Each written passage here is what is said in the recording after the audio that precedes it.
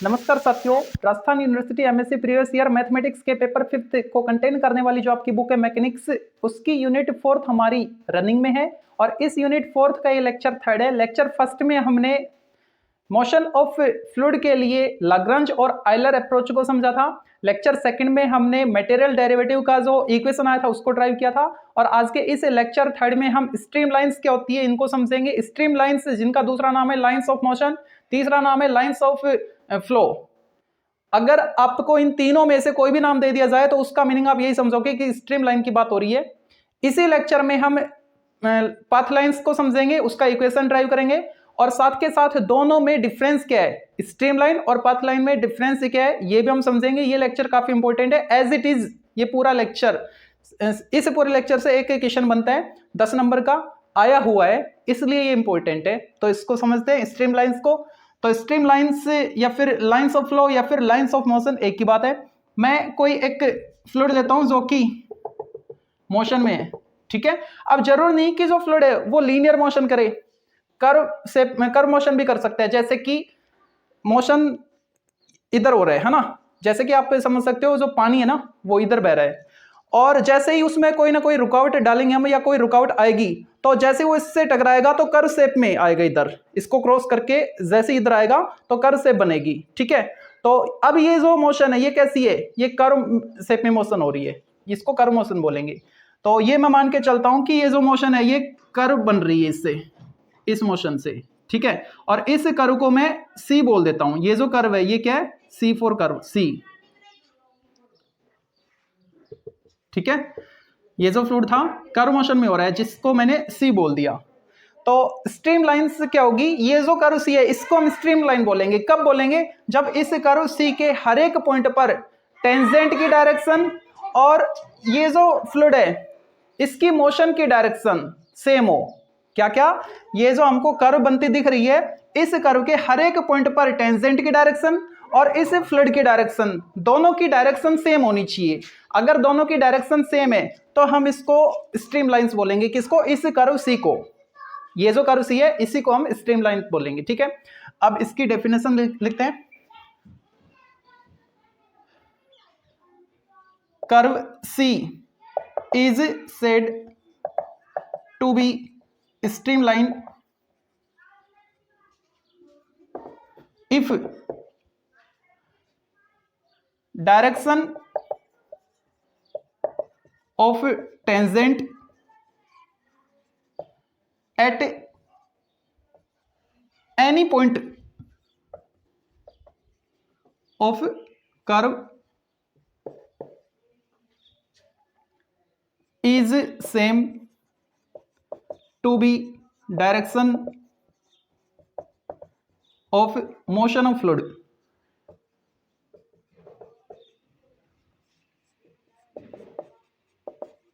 इस कर्व के किसी भी पॉइंट पर अगर मैं टेंजेंट ड्रॉ करूं तो उस टेंजेंट की डायरेक्शन और इस फ्लूइड की डायरेक्शन दोनों सेम होनी चाहिए, ठीक है। तो हम उस कर्व को क्या बोलेंगे, स्ट्रीम लाइन बोलेंगे। ओके, तो क्या करता हूं मैं, एक पॉइंट पी लेट कर लेता हूं इस कर्व पे, ठीक है। और इस पॉइंट पी पर मैं एक टेंजेंट ड्रॉ करता हूं, ठीक है। टेंजेंट ड्रॉ कर दिया मैंने और इस ये जो पॉइंट पी था इसका पोजीशन वेक्टर मैंने आर लेट कर लिया, small r vector. Position vector मतलब ओरिजिन से, ओरिजिन के रेस्पेक्ट में इस पी की जो पोजीशन है वो पोजीशन वेक्टर क्या है, स्मॉल आर वेक्टर, ठीक है।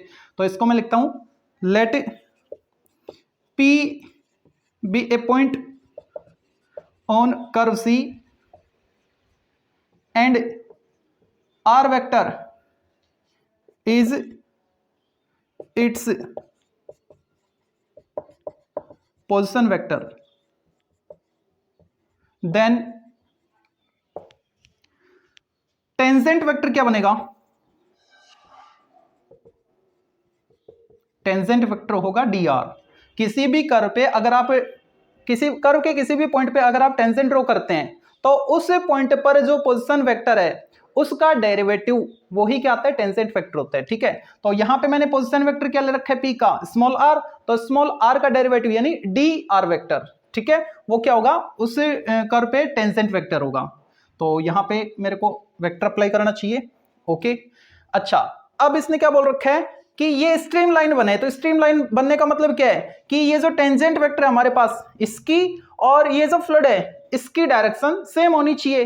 तो फ्लड की डायरेक्शन मतलब इस फ्लड का मैं वेलोसिटी वेक्टर लेट करके चलता हूं क्यू, ठीक है, let q vector be the velocity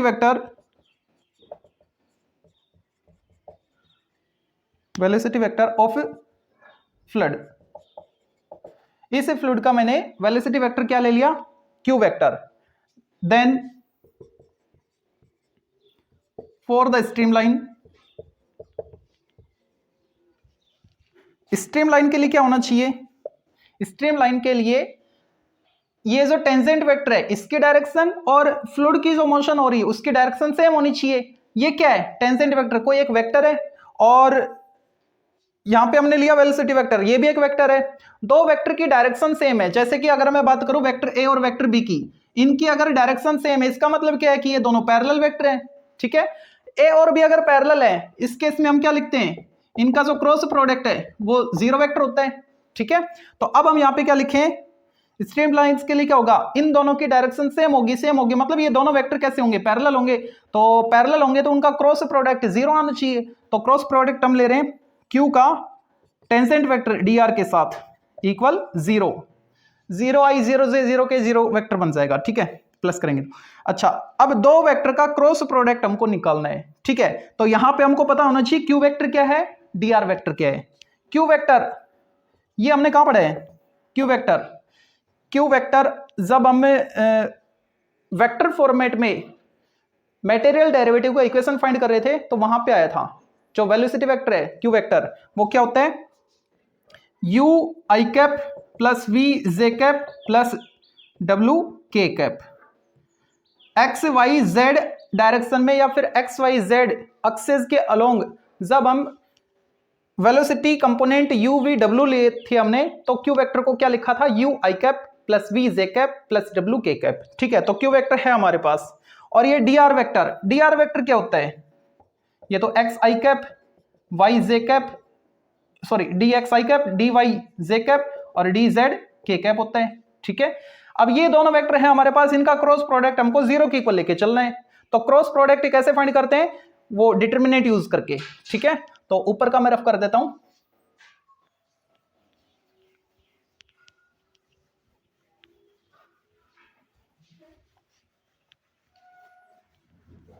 इसको भी हटा देता हूं।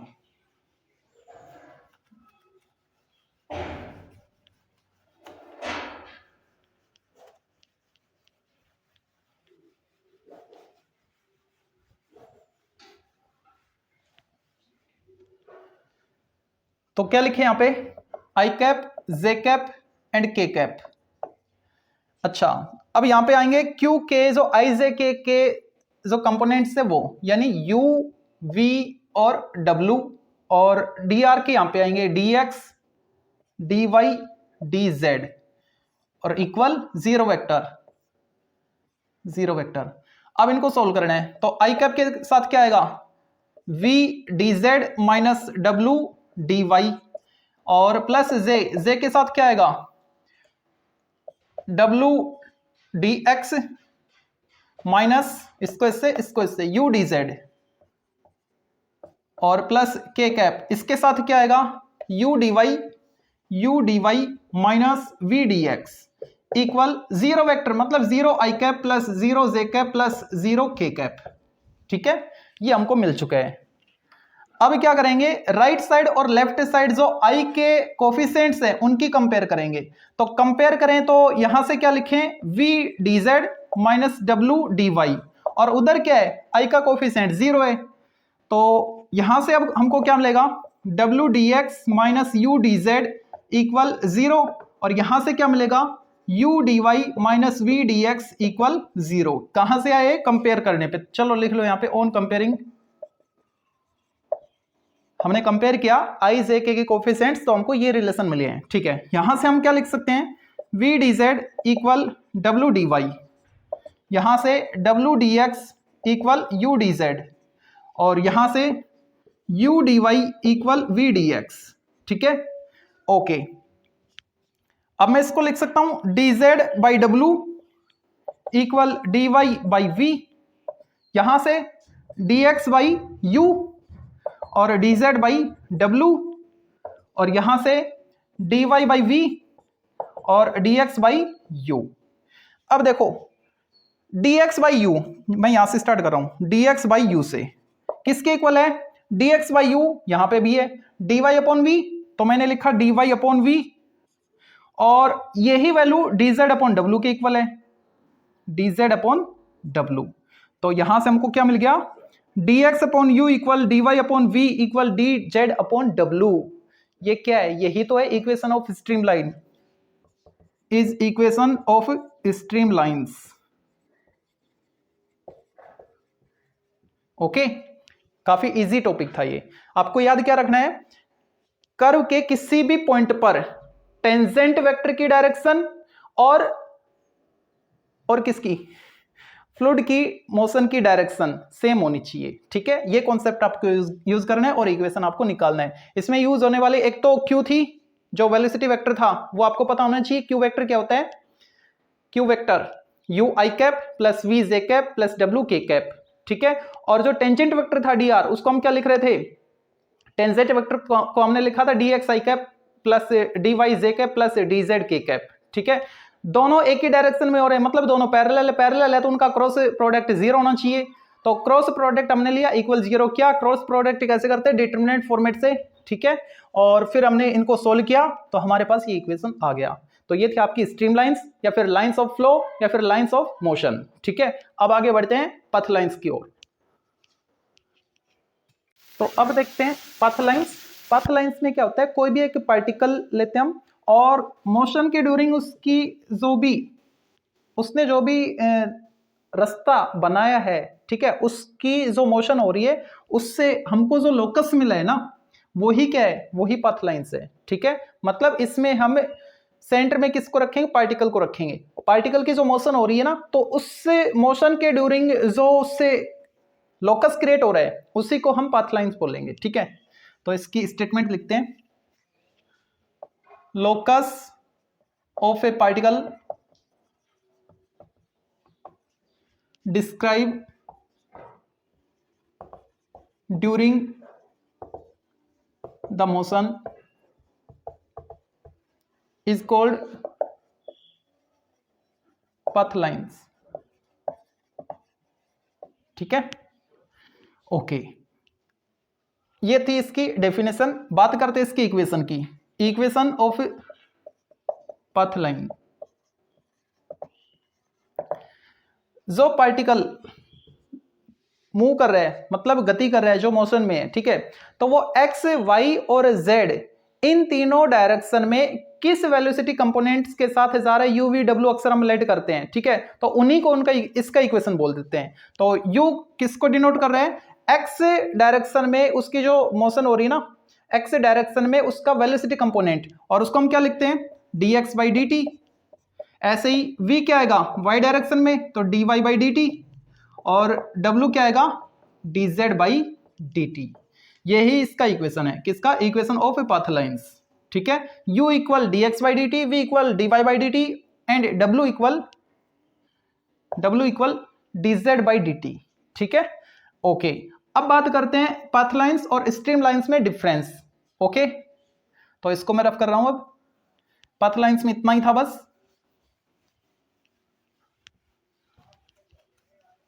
Difference between streamlines and path lines.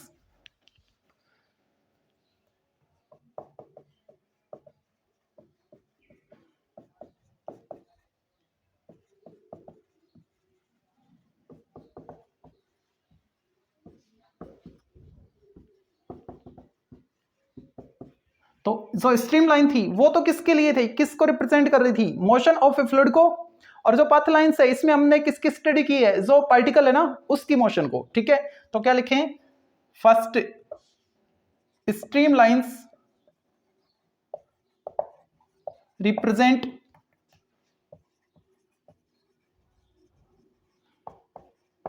The motion of fluid but path lines represents the motion of particle। एक डिफरेंस तो ये हो गया, ठीक है। दूसरा डिफरेंस क्या सॉरी दूसरा क्या था, यही था कि जो स्ट्रीमलाइन है ना, स्ट्रीमलाइंस के लिए जो फ्लूइड की मोशन है और कर्व पे जो भी हम पॉइंट लेते हैं उसके टेंजेंट वेक्टर की जो डायरेक्शन है वो सेम होनी चाहिए, लेकिन पाथ लाइंस में ऐसा कोई फिक्स नहीं है, ठीक है। तो क्या लिखेंगे, फॉर स्ट्रीमलाइन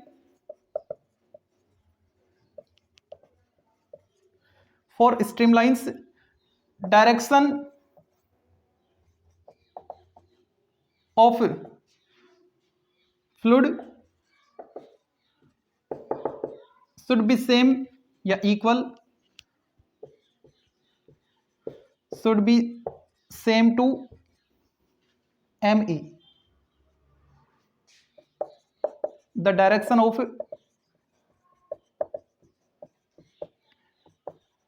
tangent vector, ठीक है। कर्व की जो टेंजेंट वेक्टर है उसकी डायरेक्शन में फ्लूइड की मोशन की डायरेक्शन होनी चाहिए, but for the path lines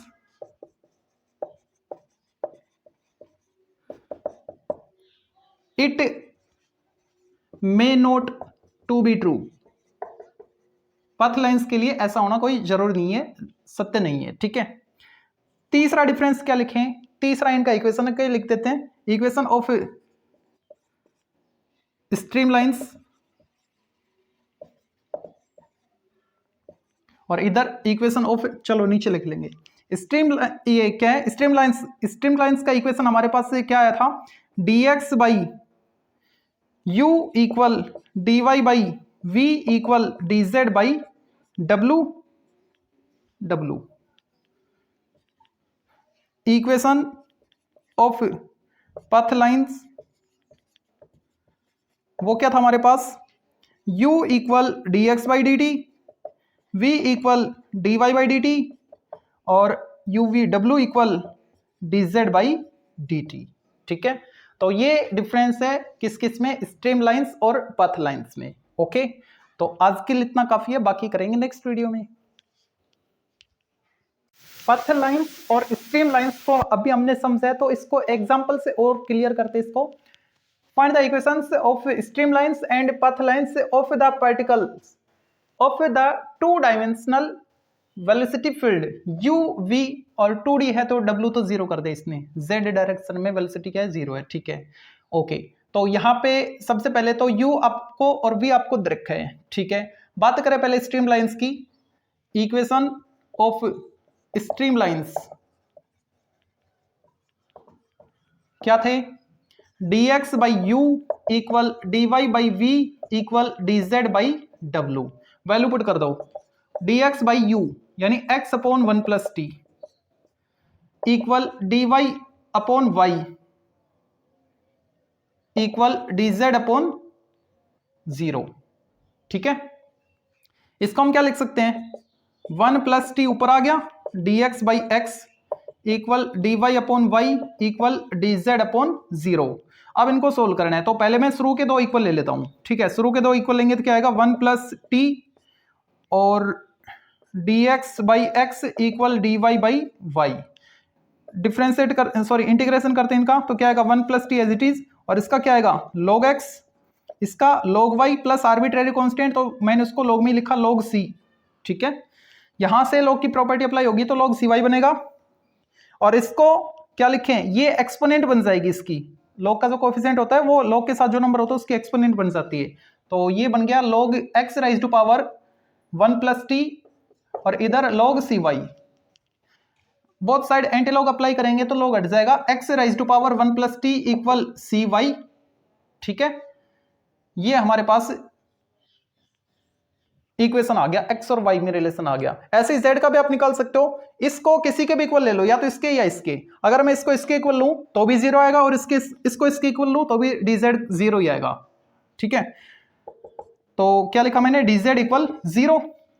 okay, अब इंटीग्रेट करो इसको, तो यहां पे तो आपको मिलेगा z और यहां पे कांस्टेंट तो आएगा c, तो मैंने लिखा c1, c तो इसमें आ गया था, यहां पे आ गया c1। ये जो इक्वेशन आई ये किसके हैं? स्ट्रीम लाइंस के इक्वेशन है। अब बात करें पथ लाइंस की, तो उनकी इक्वेशन देखते हैं। इक्वेशंस ऑफ पथ lines,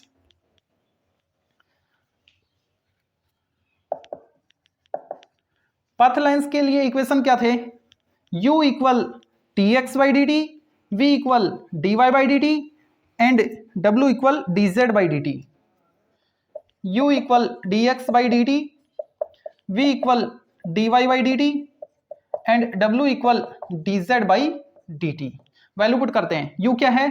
x upon 1 plus t equal dx by dt, यहां पे y equal dy upon dt और 0 इक्वल dz बाई dt। अब इनको सोल्व करते हैं, तो हमको जो इक्वेशन मिलेंगे अब वो किसके होंगे? पथ लाइंस के इक्वेशन होंगे। क्रॉस मल्टीप्लाई कर दें?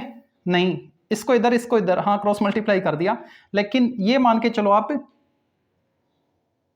कि इसको इधर भेज दिया मैंने, है ना, dt वाला एक तरफ और x वाला एक तरफ कर दिए, dx बाई एक्स, इधर ये y इसके नीचे आ जाएगा, dt इधर आ जाएगा, dy अपॉन y, और ये तो जीरो ही बनना है इसको, तो dz इक्वल 0। इंटीग्रेशन करें तो क्या आएगा? log 1 plus t equal log x plus arbitrary log c1 हो गया, उसमें हुआ था ना, चलो इसमें a b c मान लेते हैं, ये आ गया। यहां से क्या मिलेगा? t इक्वल log y, चाहो तो कांस्टेंट को log में ले लो आप, प्लस log b, और यहां से क्या मिलेगा? z इक्वल c मान लिया मैंने, कैपिटल C, ठीक है, ओके। यहां से क्या आएगा? log 1 plus t equal log ax, ठीक है। बहुत साइड एंटी लॉग अप्लाई करेंगे तो क्या आएगा? 1 plus t equal ax, 1 plus t equal ax, दिख तो रहे ना आपको, 1 प्लस टी, ये नीचे कट रहे, 1 प्लस टी इक्वल ax है ये, ठीक है। और इधर क्या मिलेगा? t equal log by, anti log apply करें तो क्या मिलेगा? e raise to power t equal by, ठीक है। ये आ गया, ये आ गया, और ये तो पहले से ही आ चुका था। तो ये जो इक्वेशन है ये किसके हैं? ये पथ लाइंस के इक्वेशन है, ठीक है। तो एग्जांपल से आपको उम्मीद करता हूं और भी क्लियर हुआ होगा। बाकी जो टॉपिक्स हैं वो नेक्स्ट वीडियो से स्टार्ट करेंगे।